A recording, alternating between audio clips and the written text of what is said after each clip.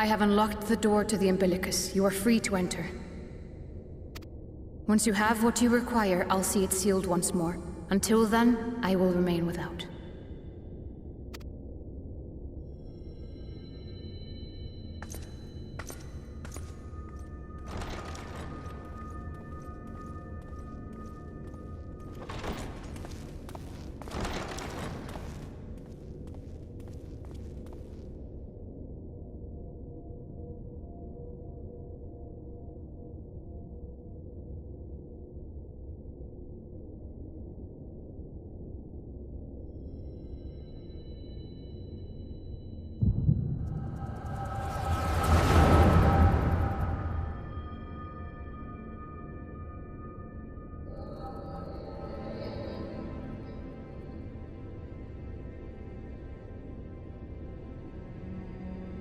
A moment to collect my thoughts, I prithee.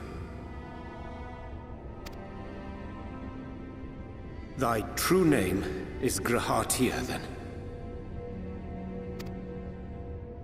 By thy claims, thou too art a native of the Source, though from an age beyond our own, when the 8th umbral calamity hath visited devastation upon our star.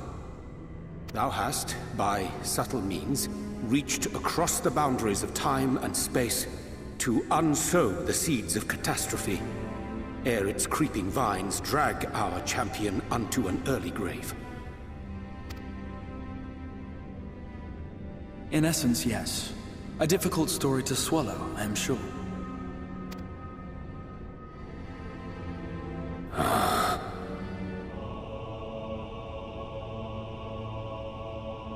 I doubt not the veracity of thy words, not the account of thy coming, nor that of the fated calamity. Yet my mind straineth still to apprehend the enormity of this tale. Wouldst thou favor me with a gradual unfolding of its chapters? Certainly. But where to begin? I should start with those great minds who survived the calamity. Sid Garland being perhaps the greatest.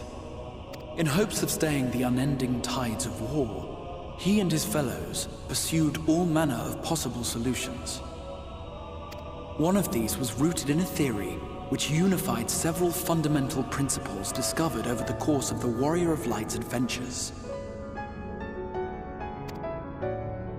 It proposed a method by which one could enter the River of Time, traverse the rift, and leap between worlds.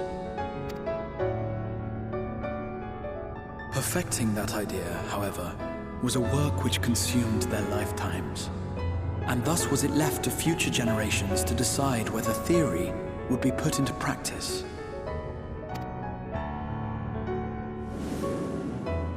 But all the while, the world continued to burn. Hope was a feeble outpost, beset on all sides by thievery and misery and murder.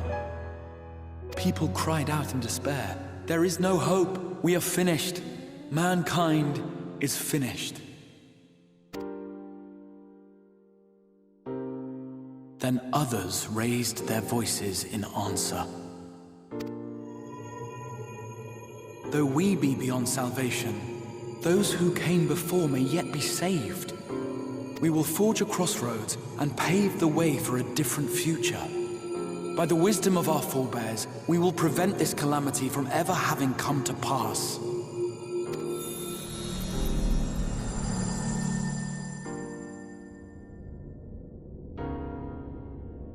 The fighting went on unabated, but some few took up Sid's research and labored to realize those impossible ideas.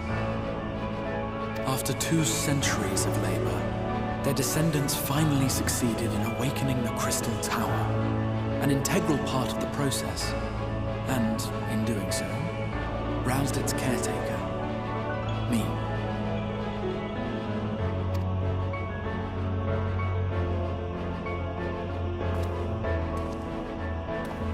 By this stage, scholars had largely established the phenomena underpinning the rejoining, and identified the first as the shard which precipitated the 8th umbral calamity. This grand structure was already capable of storing the energies required to attempt the translocation. All that remained was to augment some few of its functions based upon the theoretical models of Sid and his compeers. And by means of such technologies didst thou effect thine arrival in the First, to an age before this star had joined with the Source.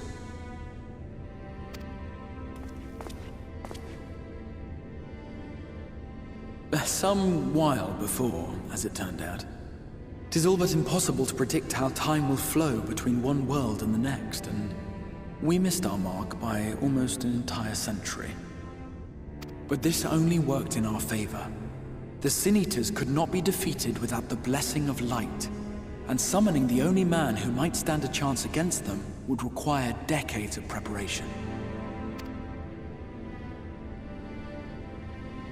An undertaking of scarce credible endurance. That thou hast kept thy plan from falling into disarray these many years bordereth on the miraculous. Yet howsoever history be rewritten, thy present self was shaped by events which followed the calamity. Should said catastrophe be averted, the very skein of thine existence will unravel. Surely thou hast foreseen this. I am aware of the consequences. 'Tis for that very reason Sid and his colleagues bequeathed their legacy as an offering, and not an edict. To give all of oneself for the happiness of others, and with no promise of reward. 'Tis a hard thing to ask. Harder still for those condemned to survive in a world which pitted brother against brother.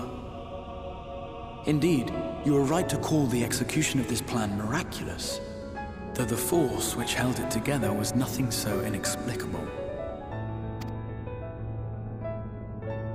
It was him. The warrior of light has been our unbroken thread.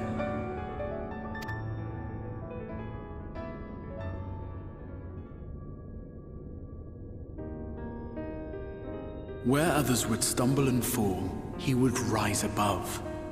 Where others would break and run, he would carry on. The warrior of light's tale is one of unyielding bravery. To tell it was to feel courage. To hear it was to feel hope. It was a breath of inspiration in an age of suffocating shadow. In the histories of a fallen nation was our hero hailed as its greatest ally. In the time-worn pages of a noble's memoirs were his deeds joyously retold. For many, these stories were the flame which warmed them through the coldest of nights.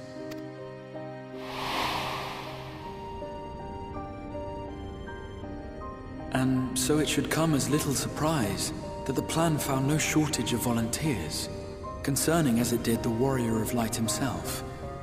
It was their chance to add their own verse to the hero's saga.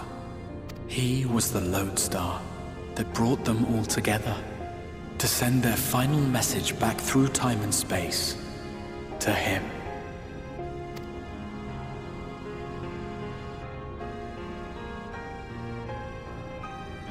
The light of your legacy was our torch in the darkness. Burn bright again and live.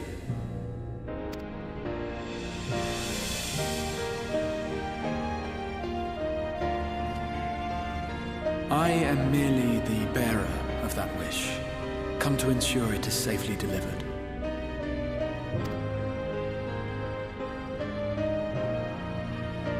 Wherefore sharest thou this burden with me and no other? What wouldst thou have me say?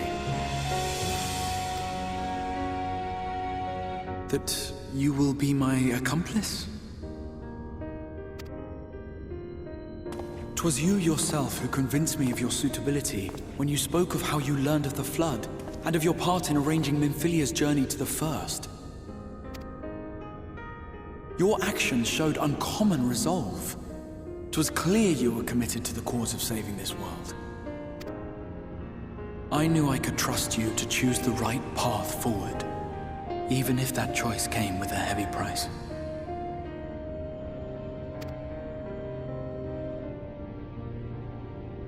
What price?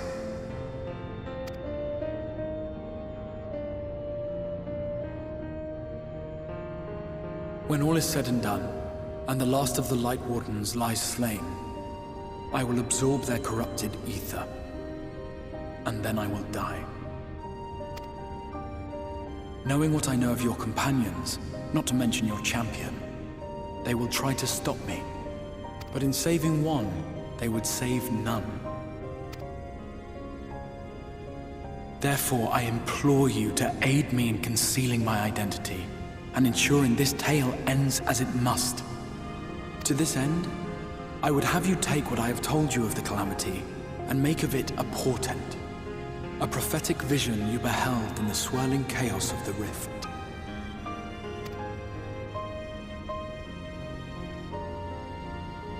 Is this truly thy wish?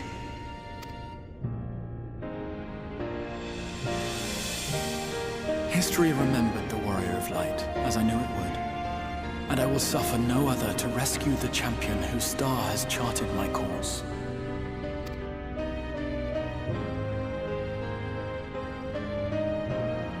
I will see this tale to a happy end, my friend. There has been enough tragedy.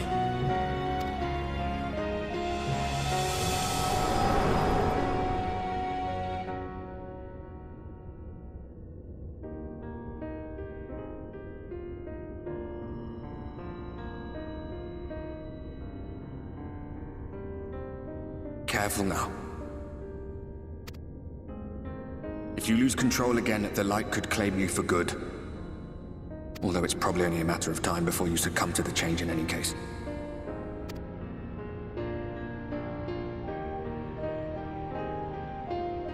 What do you mean to do?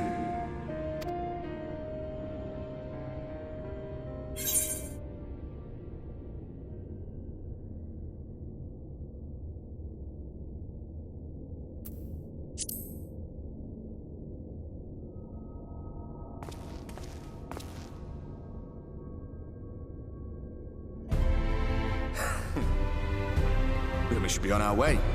Diassian mentioned the Tempest, did he not? That's the stormy seas around Calusia to you. His lair must be down there somewhere, hidden beneath the waves.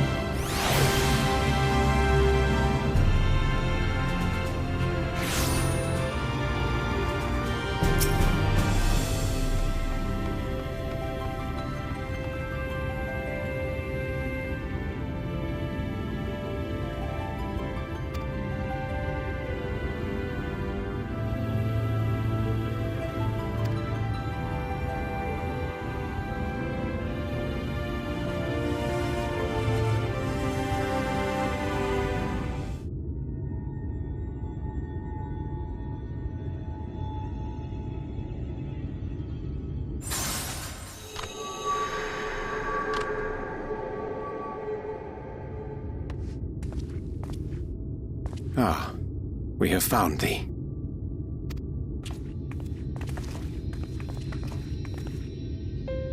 Word reached us of thy recovery, and thus did we gather with all haste.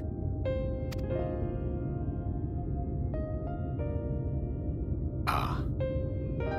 By thy looks I gather thou hast gleaned that which I came to tell thee.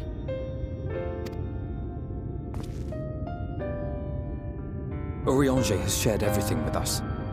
The Exarch's true identity and purpose.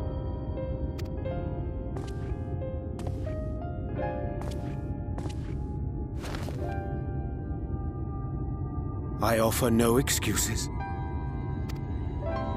When I agreed to aid the Exarch with his plans, 'twas in full acceptance of the condemnation I would face when my duplicity was laid bare. Yet it is not rancor, but resolve that I sense in thee.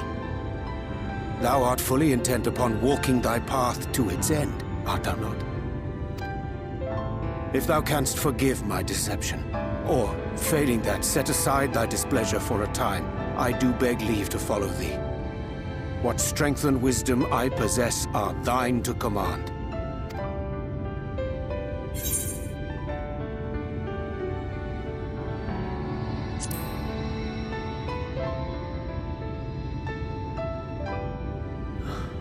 I thank thee. Doubt not but that I will do all in my power to repay thy kindness and fulfill the Exarch's wishes.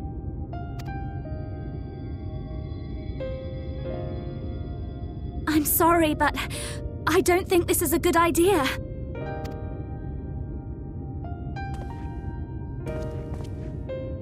Leaving the Crystarium, I mean, with or without Urianger. What I did for you won't last forever. There's no telling when the light will break free again. Please, you must stay here, at least for a little while longer. We will find a way to cure this, I promise you. How can you make promises? We don't even know where to start. Alize, please. You know Reen was only trying to help. Of course I know! I know only too well! But making promises you have no way of keeping is not a kindness. It's a lie. Plain and simple. We've all searched high and low for an answer, and every one of us came back empty-handed. I am not about to stand in his way now. Not after failing him in his hour of need. No! The least we can do is...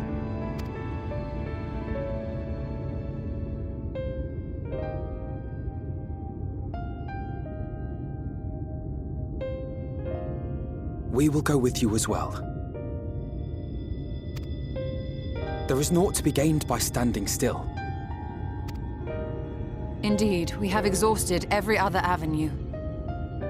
Lead, and we shall follow. If there is any hope to be found, then we will surely find it at your side. Are we all in agreement, then?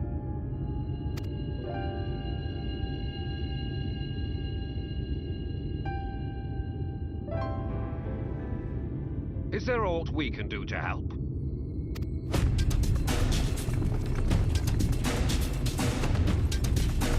Though we may not know the whole story, we do know you're in for a fight. And while the Exarch's away, it falls to the rest of us to see the Warrior of Darkness is given a proper send-off. You told them! No! Well, not in so many words. Aye, we didn't need it spelled out for us. When the night sky appeared over whichever place you went to, it was harder not to put two and two together. From the moment I heard that you and the Exarch shared the homeland, I had my suspicions. Long had he been waiting for a certain someone to arrive, and I knew at once that it must be you. Exactly. When he went up to meet you, it was clear it was no ordinary visitor. That spring in his step spoke volumes. I could feel his excitement.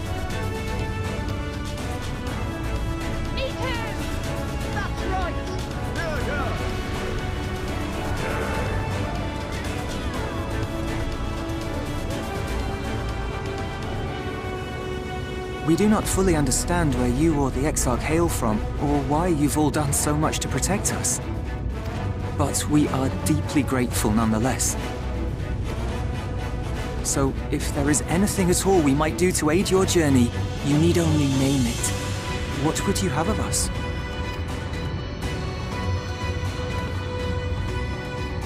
You might have invited them to join us, where they're not so many. But come, they are waiting. What is your will, O warrior of darkness?